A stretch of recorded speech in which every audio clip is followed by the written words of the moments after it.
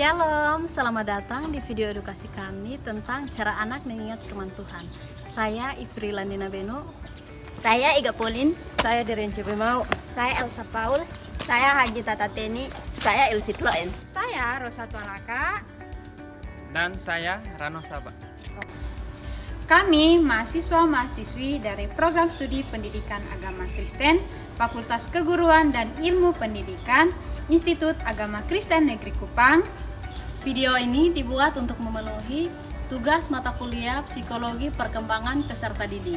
Selamat menonton. Teman-teman, pernahkah kita melihat bahwa setiap anak itu memiliki cara belajar yang berbeda-beda, di mana ada yang lebih mudah memahami pelajaran saat mendengar lagu, ada juga yang lebih mudah memahami pelajaran saat melihat gambar, dan ada juga yang harus mencobanya langsung agar bisa mengerti. Hal ini terjadi karena Tuhan menciptakan setiap anak itu dengan kemampuan, cara berpikir, serta kecerdasan yang berbeda-beda. Karena itu, dalam pendidikan agama Kristen, guru dan orang tua perlu memahami cara berpikir setiap anak agar firman Tuhan dapat disampaikan dengan baik dan menyenangkan. Saya akan membahas materi yang pertama, yaitu perkembangan memori. Nah, pernahkah kamu tahu perkembangan memori dalam proses belajar itu seperti apa? Nah, perkembangan memori dalam proses belajar itu kita sebagai manusia menerima informasi dari ingatan kita untuk menyimpan informasi. Nah, memori kita sendiri ini dibagi menjadi 3 bagian. Jadi, memori yang pertama yaitu memori sensori. Memori sensori ini menerima informasi dari panca indera kita sendiri seperti mata dan telinga kita. Contohnya, saat anak melihat gambar Tuhan Yesus, mendengarkan cerita ayat Alkitab, dan juga mendengar lagu rohani. Memori yang kedua yaitu memori kerja. Memori kerja membantu anak memahami informasi yang baru saja diterima. Contohnya, saat anak mencoba mengingat ayat Alkitab yang baru saja dibacakan.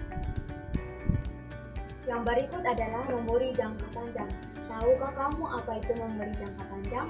Memori jangka panjang adalah memori yang menyimpan informasi dalam waktu yang lama, mulai dari menit, jam, hingga seumur hidup, dengan kapasitas yang sangat besar.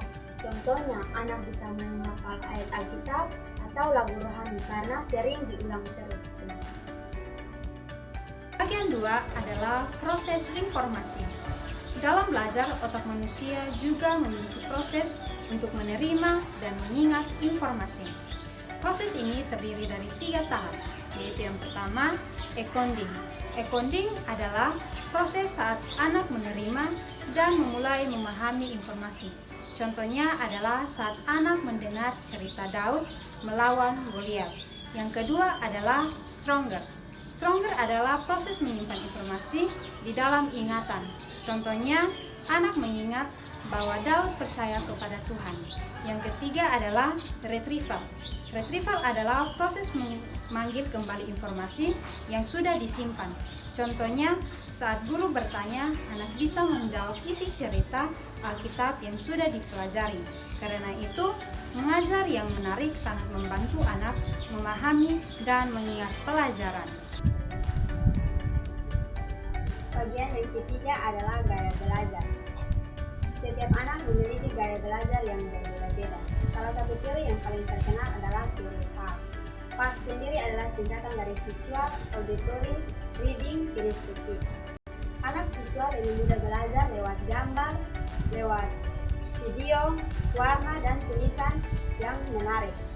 Contohnya yaitu melalui poster ayat Alkitab, film Alkitab, dan gambar tokoh Alkitab.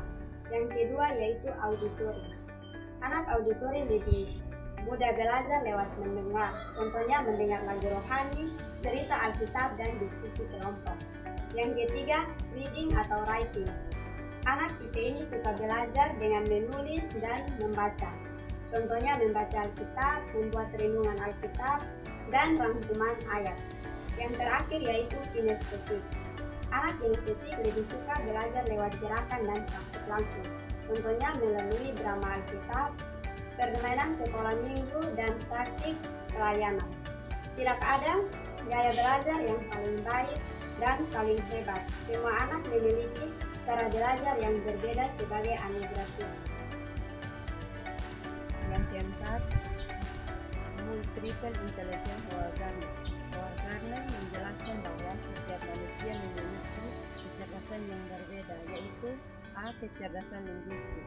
Kecerdasan linguistik yaitu pandai berbicara, membaca, dan bercerita. Contohnya anak yang suka membaca ayat Alkitab. B. Kecerdasan musikal. Kecerdasan musikal yaitu mudah belajar lewat musik dan lagu. Contohnya anak yang cepat menghafal lagu rohani. Yang C.